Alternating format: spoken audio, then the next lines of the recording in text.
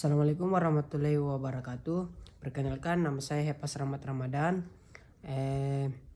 mahasiswa Sekolah Tinggi Ilmu Ekonomi Makassar, atau biasa disebut dengan STEM Makassar, dengan NPM 2022-199 dari kelas C. Tujuan saya membuat video ini untuk menjelaskan terkait jenis-jenis rasio keuangan. Sebelum kita membahas jenis-jenisnya, kita harus mengetahui terlebih dahulu apa itu rasio.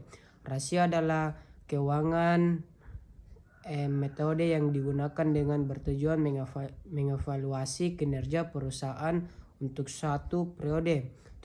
Tujuannya adalah untuk mengetahui sampai mana perkembangan perusahaan tersebut. Baik, kemudian saya akan menjelaskan rasio keuangan diperoleh dari dua kata yaitu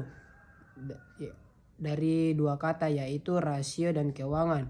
Rasio adalah angka yang dihasilkan dari hubungan dua hal atau data yang berbeda, sedangkan keuangan adalah hal apapun yang berkaitan dengan uang dan pengelolaannya. Berikut merupakan jenis rasio keuangan yang bisa dimanfaatkan untuk bisnis Anda.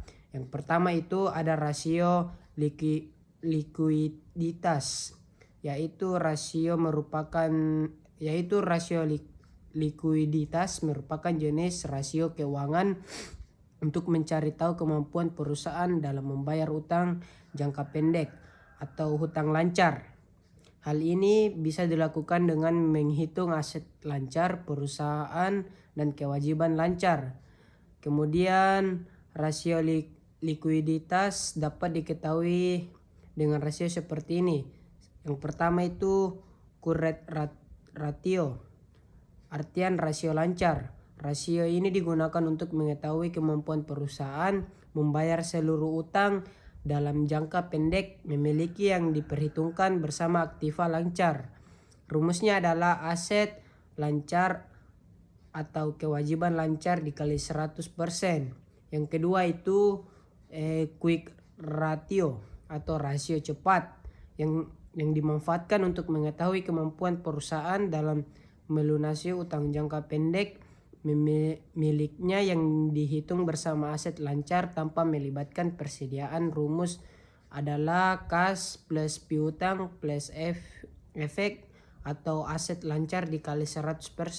Yang ketiga itu ada rasio cash ratio atau biasa disebut rasio digunakan untuk mengetahui perbandingan jumlah kas atau setara dengan kas dengan aset lancar. Rumusnya adalah kas plus efek atau utang lancar memiliki perusahaan dikali 100%. Yang kedua adalah rasio aktivitas. Rasio aktivitas adalah jenis rasio keuangan yang digunakan untuk mengetahui optimalisasi penggunaan atau tingkat aktivitas aset perusahaan. Berikut adalah rasio yang digunakan. Yang pertama itu ada perputaran piutang.